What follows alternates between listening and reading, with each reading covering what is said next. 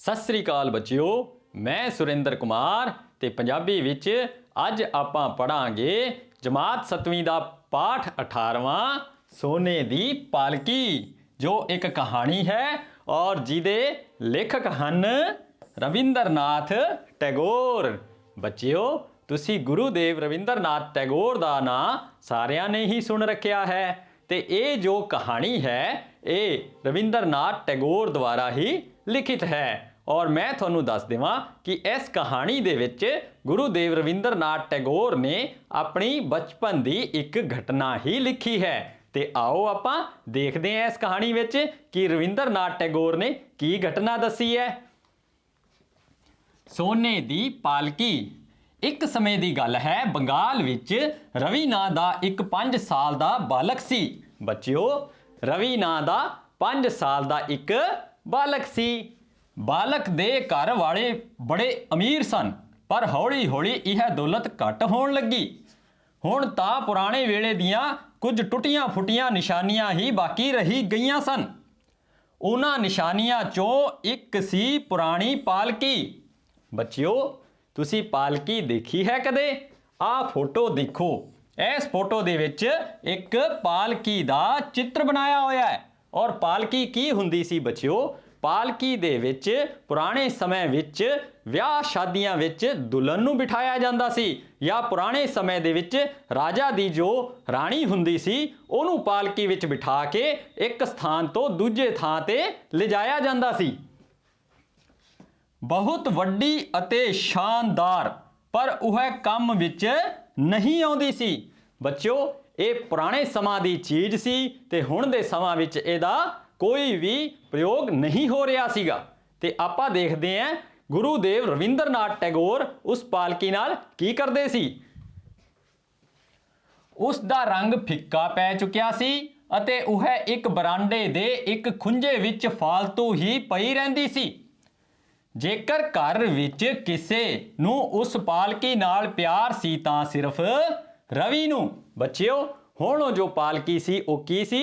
पुरानी हो चुकी सी, रंग भी फिक्का पै गया सी, बहुत पुरानी सी ते किसे कम भी नहीं आउंदी सी ते किसे नूं चंगी भी नहीं लगदी सी। ते जे किसे नूं ओहदे नाल प्यार सी तां किहनूं सी? 5 साल दा बालक रवि। ते रवि नूं उस पालकी नाल बड़ा मोह सी। अपनी छुट्टी दे समय वह इस पालकी दे पर्दे सुट के सारे दरवाजे बंद करके बैठ जांदा सी। बच्चिओ, छुट्टी दे समय रवि की करदा सी? पालकी विच बह जाना, पर्दे सुट लेने ते दरवाजे बंद कर लेने उहदे। इस एकांत विच रवि नूं बड़ा आनंद आउंदा सी। बच्चिओ, एकांत दा मतलब हुंदा है बिल्कुल अकेला बह जाना। ते इस एकांत विच रवि नूं बड़ा मजा आउंदा सी। पालकी विच बैठ के वह तरह तरह दियां कल्पनावां करदा सी। बच्चिओ, पालकी विच बैठ के रवि की करदा सी? तरह तरह दियां कल्पनावां। और कल्पनावां की हुंदियां न? कल्पना दी दुनिया विच खो जाना। यानी आपां कल्पना करिए, सोचिए, कुछ इहो जिहा सोचिए, ना हो सकण वाला भी सोचण लग जाने हैं, खुलियां अखां नाल सपने देखण लग जाने हैं, ओनू कहने आपां कल्पनावां। ते रवि पालकी विच बैठ के की करदा सी? कल्पनावां करन लग जांदा सी। एक दिन दी गल है, रवि दे घर विच कोई त्योहार मनाया जा रहा सी। बच्चों, रवि दे घर की हो रहा सी? कोई त्योहार मनाया जा रहा सी। घर दी नौकरानी भाजी दी टोकरी रखी इधर उधर आ जा रही सी। बच्चों, उन्हां दी नौकरानी की कर रही सी? एक टोकरी सिर ते रख के भाजी दा मतलब हुंदा है सब्जियां दी। भाजी दा मतलब सब्जियां दी एक टोकरी सिर ते रख के इधर उधर आ जा रही सी।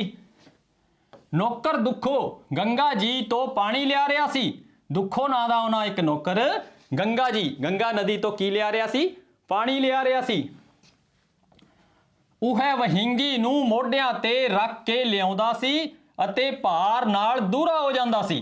बच्चिओ, वहिंगी दा मतलब हुंदा है एक तकड़ी वर्गी इहो जी चीज़ हुंदी है जिहदे दोने किनारियां दे दोने सिरियां दे उत्ते की है बर्तन रख के ते उन्हां दे विच की है पानी भरिया जांदा है। ते ओनू विचालों की कीता जांदा, इथों मोढे तो बंदा चुक के ते लै के जांदा हैगा। ते लिजाण नाल की है वो जदों भारी हुंदी है ਤੇ ਦੁੱਖੋਂ ਕੀ ਹੋ ਰਿਹਾ ਸੀਗਾ, ਉਹਦੇ ਨਾਲ ਦੂਹਰਾ ਹੋ ਰਿਹਾ ਸੀ, ਯਾਨੀ ਔਖਾ ਹੋ ਰਿਹਾ ਸੀ, ਝੁਕ ਰਿਹਾ ਸੀ। ਗਲੀ ਦੇ ਦੂਸਰੇ ਸਿਰੇ ਵਾਲੇ ਕਮਰੇ ਵਿੱਚ ਬੈਠਾ ਦੀਨੂ ਸੁਨਿਆਰਾ ਆਪਣੀ ਛੋਟੀ ਜਿਹੀ ਧੋਕਣੀ ਫੂਕ ਰਿਹਾ ਸੀ। ਬੱਚਿਓ ਧੋਕਣੀ ਕੀ ਹੁੰਦੀ ਹੈ? ਆ ਹੈ ਦੀਨੂ ਸੁਨਿਆਰਾ ਤੇ ਆ ਇਹਨੇ ਇੱਕ ਮੂੰਹ ਦੇ ਵਿੱਚ ਧੋਕਣੀ ਲੈ ਰੱਖੀ ਹੈ। ਬੱਚਿਓ ਆਪਾਂ ਕੀ ਕਰਦੇ ਹਾਂ, ਜਦੋਂ ਚੁੱਲ੍ਹੇ ਵਿੱਚ ਅੱਗ ਬਾਲਦੇ ਹਾਂ ਤਾਂ ਇੱਕ ਫੂਕ ਮਾਰਨ ਵਾਲੀ ਆਪਾਂ ਇੱਕ ਨਲੀ ਲੈਂਦੇ ਹਾਂ ਤੇ ਉਹ ਨਲੀ ਨੂੰ ਕੀ ਬੋਲਿਆ ਜਾਂਦਾ ਹੈ? ਧੋਕਣੀ ਬੋਲਿਆ ਜਾਂਦਾ ਹੈ। ਵੱਡੇ ਅੱਗ ਜਗਾਉਣ ਵਾਸਤੇ ਵੱਡੀ ਤਰ੍ਹਾਂ ਦੀ ਧੋਕਣੀ ਲੈਂਦੇ ਆ ਤੇ ਸੁਨਿਆਰੇ ਕੀ ਕਰਦੇ ਆ, ਉਹਨਾਂ ਨੇ ਛੋਟੀ ਜੀ ਅੱਗ ਜਗਾਣੀ ਹੁੰਦੀ ਹੈ, ਛੋਟਾ ਸਮਾਨ ਬਣਾਉਣਾ ਹੁੰਦਾ ਹੈ ਤੇ ਉਹ ਕੀ ਕਰਦੇ ਆ, ਇੱਕ ਛੋਟੇ ਤਰ੍ਹਾਂ ਦੀ ਨਲੀ ਲੈਂਦੇ ਆ ਤੇ ਉਹਦੇ ਵਿੱਚ ਫੂਕ ਮਾਰਦੇ ਆ ਤਾਂ ਕਿ ਉਹ ਅੱਗ ਨੂੰ ਵਧਾ ਸਕਣ ਤੇ ਉਹਨੂੰ ਕੀ ਕਹਿੰਦੇ ਆ ਆਪਾਂ? ਧੋਕਣੀ ਕਹਿੰਦੇ ਆ। ਉਸ ਨੇ ਰਵੀ ਦੇ ਘਰ ਪਰਿਵਾਰ ਵਾਲਿਆਂ ਵਾਸਤੇ ਗਹਿਣੇ ਤਿਆਰ ਕਰਨੇ ਸਨ। ਸੁਨਿਆਰਾ ਬੱਚਿਓ ਕੀ ਕਰਦਾ ਹੈ? ਗਹਿਣੇ ਦਾ ਕੰਮ ਕਰਦਾ ਹੈ ਤੇ ਉਹ ਗਹਿਣੇ ਬਣਾਉਂਦਾ ਹੈਗਾ।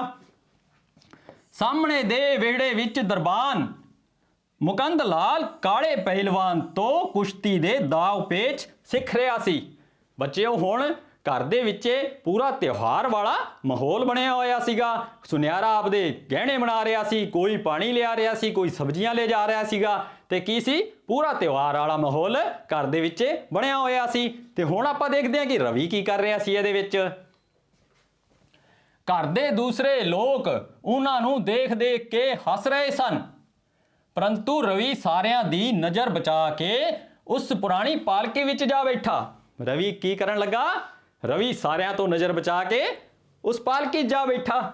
ਉਸ ਨੇ ਪਾਲਕੀ ਦੇ ਪਰਦੇ ਸੁੱਟ ਲਏ ਅਤੇ ਉਸ ਦੇ ਸਾਰੇ ਦਰਵਾਜ਼ੇ ਵੀ ਬੰਦ ਕਰ ਲਏ। ਤਦ ਉਸ ਹੌਲੀ ਜਿਹੇ ਕਿਹਾ, ਪਾਲਕੀ ਰਾਣੀ, ਇਸ ਭੀੜ ਭਾੜ ਵਿੱਚ ਮੇਰਾ ਮਨ ਨਹੀਂ ਲੱਗਦਾ।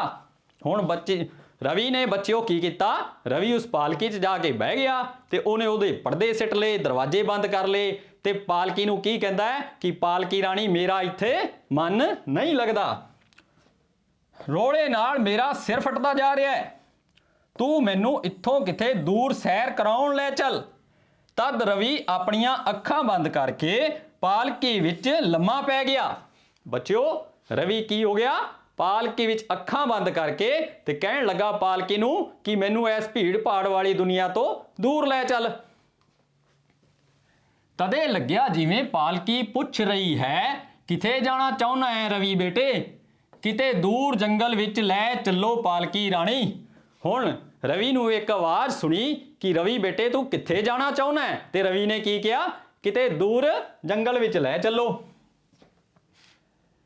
ਜਿੱਥੇ ਸ਼ੋਰ ਨਾ ਹੋਵੇ, ਭੀੜ ਨਾ ਹੋਵੇ ਅਤੇ ਚਾਰੇ ਪਾਸੇ ਸ਼ਾਂਤੀ ਹੋਵੇ। ਪਾਲਕੀ ਉੱਡਣ ਲੱਗੀ। ਬੱਚਿਓ ਇਹ ਸੀ ਕਲਪਨਾ ਦੀ ਦੁਨੀਆ। ਕੀ ਸੀ? ਕਲਪਨਾ ਦੀ ਦੁਨੀਆ। ਪਾਲਕੀ ਕੀ ਹੋਈ? ਉੱਡਣ ਲੱਗੀ। ਰਵੀ ਪਿਆ ਪਿਆ ਹੀ ਝੁਕ ਕੇ ਥੱਲੇ ਖਿਲਰੇ ਹੋਏ ਸੁੰਦਰ ਸ਼ਹਿਰ ਨੂੰ ਦੇਖਣ ਲੱਗਾ। ਬੱਚਿਓ ਰਵੀ ਕੀ ਸੀ? ਪਾਲਕੀ ਦੇ ਵਿੱਚ ਉੱਡ ਰਿਹਾ ਸੀ ਤੇ ਉਹਨੇ ਥੱਲੇ ਕੀ ਦੇਖਿਆ? ਇੱਕ ਖਿਲ ਰਿਹਾ ਹੋਇਆ ਵੱਡਾ ਸਾਰਾ ਸ਼ਹਿਰ ਸੀ। ਇੱਕ ਵੱਡੇ ਸਾਰੇ ਸ਼ਹਿਰ ਨੂੰ ਦੇਖ ਕੇ ਰਵੀ ਨੇ ਪਾਲਕੀ ਤੋਂ ਪੁੱਛਿਆ, ਪਾਲਕੀ ਰਾਣੀ, ਇਸ ਸੁੰਦਰ ਸ਼ਹਿਰ ਦਾ ਨਾਂ ਕੀ ਹੈ? ਬੱਚਿਓ ਰਵੀ ਨੇ ਪਾਲਕੀ ਤੋਂ ਪੁੱਛਿਆ, ਥੱਲੇ ਦੇਖ ਕੇ ਵੀ ਇੱਕ ਇੰਨਾ ਸੋਹਣਾ ਸ਼ਹਿਰ ਹੈਗਾ ਤੇ ਪਾਲਕੀ ਤੋਂ ਪੁੱਛਿਆ ਕਿ ਇਸ ਸ਼ਹਿਰ ਦਾ ਨਾਂ ਕੀ ਹੈ? ਇਸ ਦਾ ਨਾਂ ਅਜੇ ਰੱਖਿਆ ਹੀ ਨਹੀਂ ਗਿਆ। ਰਵੀ ਤੂੰ ਹੀ ਕੋਈ ਸੋਹਣਾ ਜਿਹਾ ਨਾਂ ਰੱਖ ਦੇ, ਪਾਲਕੀ ਨੇ ਉੜਦੇ ਹੋਏ ਕਿਹਾ। ਹੁਣ ਪਾਲਕੀ ਉੜਦੇ ਹੋਏ ਕੀ ਕਹਿੰਦੀ ਹੈ ਕਿ ਰਵੀ ਬੇਟੇ ਇਸ ਸ਼ਹਿਰ ਦਾ ਤਾਂ ਨਾਂ ਕੋਈ ਹਜੇ ਰੱਖਿਆ ਹੀ ਨਹੀਂ ਗਿਆ ਤੇ ਤੂੰ ਹੀ ਰੱਖ ਦੇ ਕੋਈ ਨਾਂ। ਤੇ ਰਵੀ ਕੀ ਕਹਿੰਦਾ ਹੈ? ਨਾਂ ਵੀ ਮੈਨੂੰ ਹੀ ਰੱਖਣਾ ਪਵੇਗਾ। ਹੁਣ ਇਹ ਕੰਮ ਤਾਂ ਘਰ ਜਾ ਕੇ ਕਰਾਂਗੇ। ਅਸੀਂ ਇੱਥੇ ਸੈਰ ਕਰਨ ਆਏ ਹਾਂ ਜਾਂ ਨਾਂ ਰੱਖਣ? ਚਲੋ ਅਜੇ ਤਾਂ ਅੱਗੇ ਉੱਡੋ।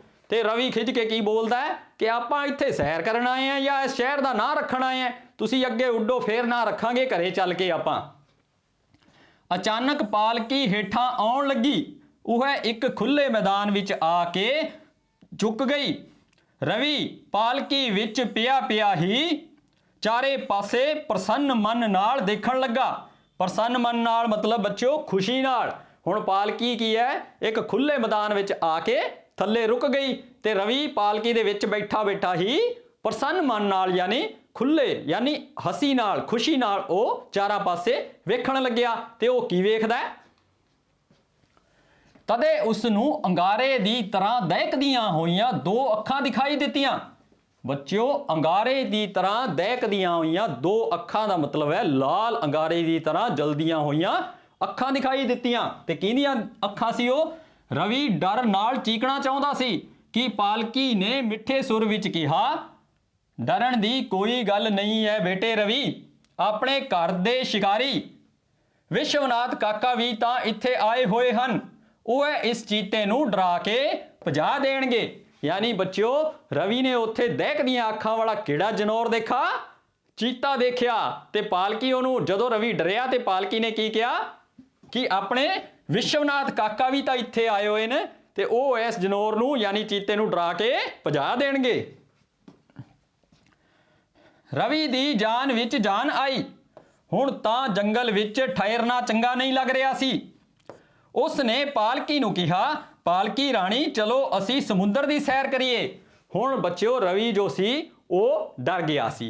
वो की डर गया सी? दहकदियां अखां देख के चीते दी उहदे तो डर गया सी। ते उहने फिर पालकी नू की कहा कि इत्थों चलो, हुण आपां किहड़े पासे चलदे हैं?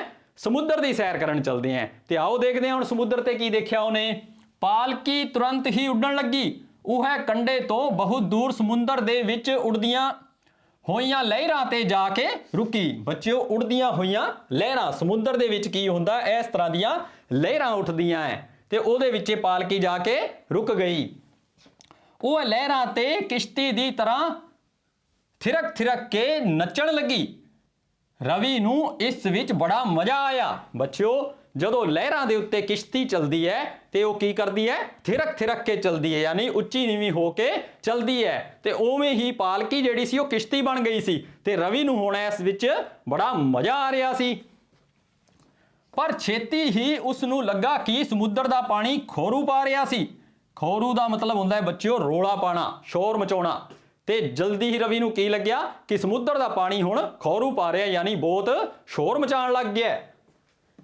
किश्ती बनी पालकी विच काफ़ी सारा पानी भर गया सी अते वह जोर जोर नाल डोलण लगी सी। हुण बच्चिओ, जिहड़ी किश्ती बनी हुई सी पालकी, उहदे विच की होया?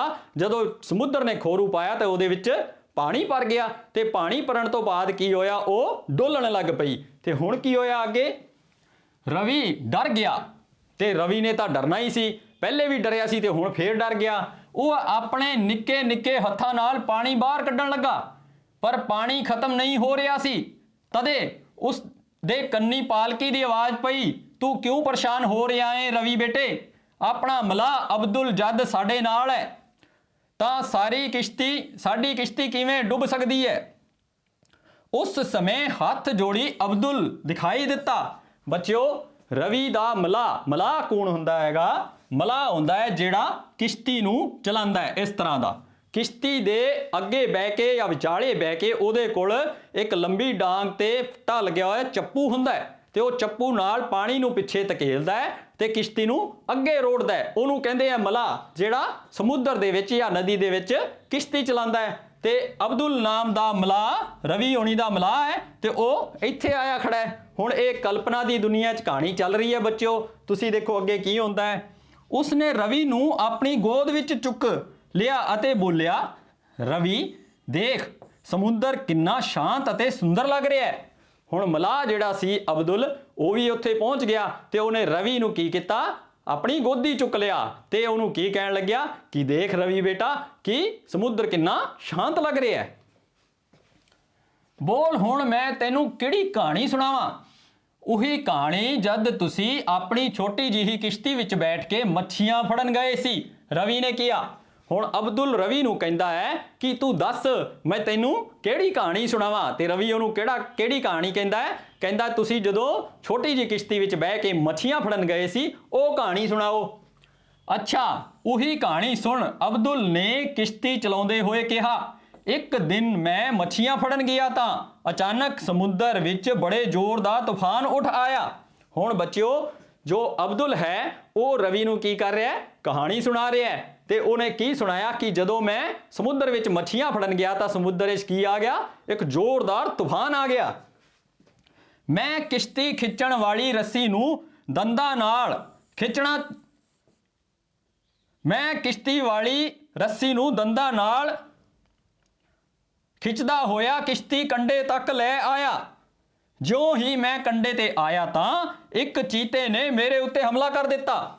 ਬੱਚਿਓ, ਅਬਦੁਲ ਦੱਸ ਰਿਹਾ ਕਿ ਮੈਂ ਕਿਸ਼ਤੀ ਦੀ ਜਿਹੜੀ ਰੱਸੀ ਸੀ, ਜਿਹੜੀ ਕੰਢੇ ਨਾਲ ਬੰਨੀ ਜਾਂਦੀ ਹੈ, ਕਿਸ਼ਤੀ ਨੂੰ ਬੰਨ੍ਹ ਕੇ ਰੱਖਿਆ ਜਾਂਦਾ ਹੈ, ਉਸ ਰੱਸੀ ਨੂੰ ਦੰਦਾਂ ਵਿੱਚ ਨੱਪ ਕੇ ਕਿਸ਼ਤੀ ਨੂੰ ਕੰਢੇ ਤੇ ਲੈ ਆਇਆ ਤੇ ਕੰਢੇ ਤੇ ਆਉਂਦੇ ਪਰ ਕੀ ਹੋ ਗਿਆ, ਇੱਕ ਚੀਤੇ ਨੇ ਮੇਰੇ ਉੱਤੇ ਹਮਲਾ ਕਰ ਦਿੱਤਾ। ਰਵੀ ਦੀਆਂ ਅੱਖਾਂ ਵਿੱਚ ਡਰ ਦੇਖ ਕੇ ਅਬਦੁਲ ਬੋਲਿਆ, ਦੇਖ ਰਵੀ, ਮੈਂ ਇੰਨਾ ਵੱਡਾ ਹਾਂ, ਭਲਾ ਚੀਤੇ ਦੇ ਢਿੱਡ ਵਿੱਚ ਕਿਵੇਂ ਸਮਾਉਂਦਾ। ਹੁਣ ਰਵੀ ਨੂੰ ਲੱਗਿਆ ਕਿ ਜਿਵੇਂ ਚੀਤਾ ਜੋ ਹੈ ਉਹ ਅਬਦੁਲ ਨੂੰ ਖਾ ਜੂਗਾ, ਪਰ ਅਬਦੁਲ ਕੀ ਕਹਿੰਦਾ ਹੈ ਕਿ ਮੈਂ ਇੰਨਾ ਵੱਡਾ ਤੇ ਰਵੀ ਦੇ ਢਿੱਡ ਵਿੱਚ ਕਿਵੇਂ ਪੂਰਾ ਆਉਂਗਾ। ਇਉਂ ਹੀ ਉਹ ਮੇਰੇ ਕੋਲ ਆਇਆ। ਮੈਂ ਕਿਸ਼ਤੀ ਖਿੱਚਣ ਵਾਲੀ ਰੱਸੀ ਦਾ ਫੰਦਾ ਪਾ ਕੇ ਚੀਤੇ ਦਾ ਗਲਾ ਫੜ ਲਿਆ। ਉਸ ਚੀਤੇ ਨੇ ਬਹੁਤ ਸਾਰੇ ਆਦਮੀ ਖਾਧੇ ਹੋਣਗੇ, ਪਰ ਅਬਦੁਲ ਨਾਲ ਵਾ ਉਸੇ ਦਿਨ ਹੀ ਪਿਆ ਸੀ। ਮੈਂ ਤਾਂ ਚੀਤੇ ਦੇ ਮੋਢਿਆਂ ਤੇ ਚੱਪੂ ਰੱਖ ਦਿੱਤਾ ਅਤੇ ਆਪਣੀ ਕਿਸ਼ਤੀ ਪਾਣੀ ਵਿੱਚ 40 ਮੀਲ ਤੱਕ ਉਸੇ ਕੋਲੋਂ ਖਿਚਵਾਈ। ਹੁਣ ਅੱਗੇ ਕੀ ਹੋਇਆ ਨਾ ਪੁੱਛਣਾ ਰਵੀ। ਹੁਣ ਬੱਚਿਓ, ਅਬਦੁਲ ਜੋ ਹੈ ਉਹ ਆਪਦੀ ਪੂਰੀ ਕਹਾਣੀ ਸੁਣਾਉਂਦਾ ਹੈ ਕਿ ਮੈਂ ਚੀਤੇ ਦੇ ਫੰਦਾ ਪਾ ਕੇ ਉਹਦਾ ਗਲ ਫੜ ਲਿਆ ਤੇ ਉਹਦੇ ਤੋਂ ਚੀਤੇ ਤੋਂ ਹੀ ਮੈਂ ਆਪਦੀ ਕਿਸ਼ਤੀ ਚਲਵਾਈ। ਕਿੰਨੇ 40 ਮੀਲ ਤੱਕ ਮੈਂ ਉਹਦੇ ਤੋਂ ਹੀ ਆਪਦੀ ਕਿਸ਼ਤੀ ਚਲਵਾਈ। ਅੱਗੇ ਦੇਖਦੇ ਹਾਂ ਕਿ ਉਸ ਚੀਤੇ ਨੇ ਤੁਹਾਨੂੰ ਖਾ ਲਿਆ ਸੀ ਅਬਦੁਲ ਚਾਚਾ। ਰਵੀ ਦੀਆਂ ਅੱਖਾਂ ਡਰ ਨਾਲ ਸੁੰਗੜ ਗਈਆਂ ਸਨ। ਬੱਚਿਓ, ਹੁਣ ਰਵੀ ਅਬਦੁਲ ਚਾਚਾ ਨੂੰ ਪੁੱਛਦਾ ਹੈ ਕਿ ਚੀਤਾ ਤੁਹਾਨੂੰ ਫਿਰ ਖਾ ਗਿਆ, ਤੇ ਨਹੀਂ, ਚੀਤੇ ਨੇ ਅਬਦੁਲ ਨੂੰ ਨਹੀਂ ਖਾਦਾ ਸੀ। ਤੇ ਅੱਗੇ ਦੇਖਦੇ ਹਾਂ ਕੀ ਹੋਇਆ। ਨਹੀਂ ਰਵੀ, ਉਹ ਚੀਤਾ ਮੈਨੂੰ ਕਿਵੇਂ ਖਾ ਸਕਦਾ ਸੀ, ਉਹ ਤਾਂ ਦੂਸਰੀ ਹੀ ਗੱਲ ਸੀ। ਤਾਂ ਫੇਰ ਦੱਸੋ ਨਾ ਕੀ ਗੱਲ ਸੀ, ਰਵੀ ਨੇ ਮਚਲ ਕੇ ਪੁੱਛਿਆ। ਹੁਣ ਰਵੀ ਜੋ ਹੈ ਮਚਲ ਕੇ ਪੁੱਛਣਾ, ਯਾਨੀ ਮਸਰਾ ਹੋ ਕੇ ਪੁੱਛਣਾ ਕਿ ਦੱਸੋ ਅੱਗੇ ਕੀ ਗੱਲ ਹੋਈ, ਮੈਨੂੰ ਪੂਰੀ ਗੱਲ ਦੱਸੋ।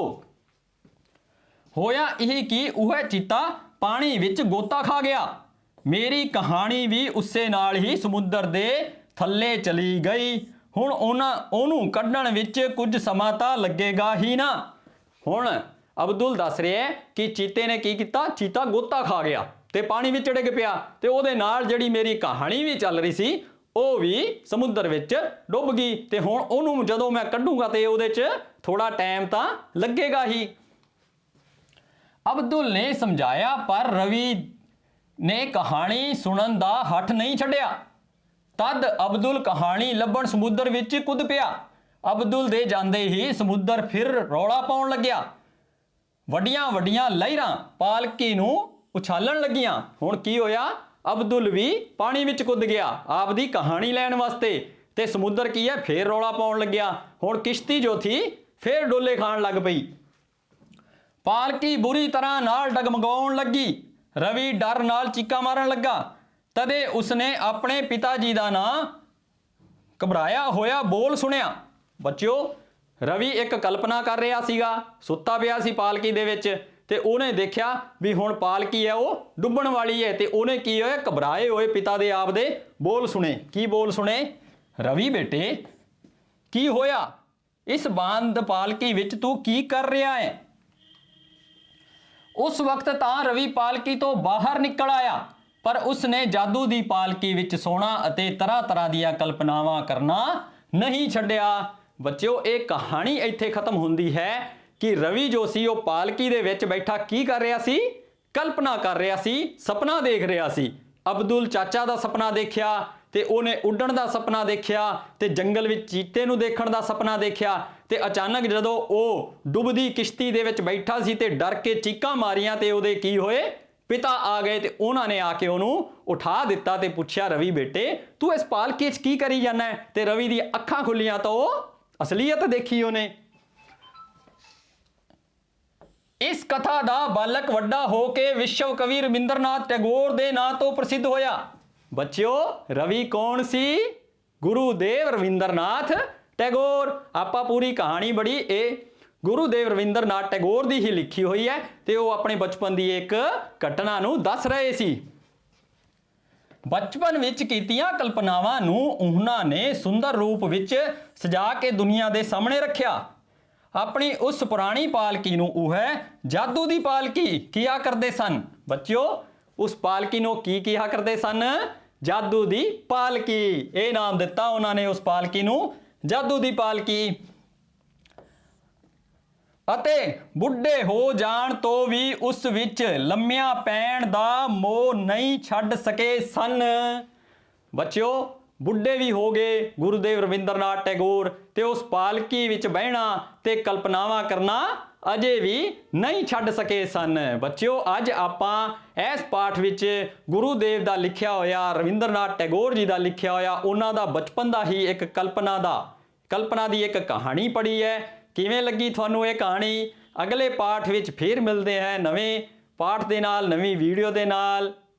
ਸਤਿ ਸ੍ਰੀ ਅਕਾਲ।